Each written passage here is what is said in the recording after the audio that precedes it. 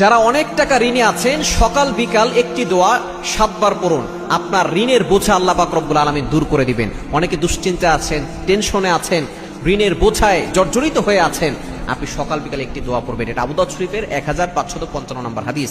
আবু সাইদ খুদরি রাদিয়াল্লাহু তাআলা থেকে হাদিসটি বর্ণিত। নবীজি সাল্লাল্লাহু আলাইহি ওয়াসাল্লাম একবার মসজিদে নববীর পাশ দিয়ে হেঁটে যাচ্ছিলেন। এমন সময় দেখেন একজন সাহাবী মসজিদে বসা, তিনি ছিলেন আবু উমামা রাদিয়াল্লাহু তাআলা আনহু। নবীজি সাল্লাল্লাহু আলাইহি ওয়াসাল্লাম ডাক দিয়ে বলেন, ইয়া আবা উমামা, হে আবু উমামা, এখন তো নামাজের সময়, এখন তুমি মসজিদে কেন? আবু উমামা রাদিয়াল্লাহু তাআলা আনহু ডাক দিয়ে বলেন, ইয়া রাসূলুল্লাহ, ইয়া হাবিবাল্লাহ, ঋণের বোঝায় জর্জরিত, টেনশন, যাদের কাছ থেকে ঋণ নিয়েছি তারা বারবার আমাকে চাপ দিচ্ছে, এই টেনশনে আমি অন্য কোথাও না গিয়ে মসজিদে হাজির হয়ে আল্লাহর কাছে দোয়া করছি।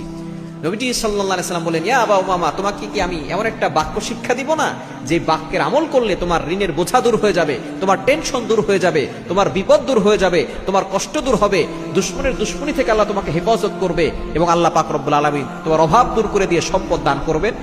তখন আবু উমামা রাদিয়াল্লাহু তাআলা আনহু বলেন, ইয়া রাসূলুল্লাহ, ইয়া হাবিবাল্লাহ, বাক্যটা শিখিয়ে দেন। তিনি বাক্যটা শিখিয়ে দিলেন। ওই সাহাবী সকাল বিকাল 7 বার, ফজরের নামাজের পরে 7 বার, মাগরিবের পরে 7 বার আমল করলেন। কিছুদিন পরে হাদিয়া নিয়ে আসছেন, ইয়া রাসূলুল্লাহ, ইয়া হাবিবাল্লাহ, আপনার আমল আমি করেছি এবং এই আমল করে আমি উপকার পেয়েছি, আমার ঋণের বোঝা দূর হয়ে গেছে, আল্লাহ আমাকে সম্পদ দিয়েছে, আমি এখন যাকাতের মালিক হয়েছি, আপনার জন্য কিছু হাদিয়া নিয়ে আসছি। সুবহানাল্লাহ বিহামদি। বাক্যটা কি?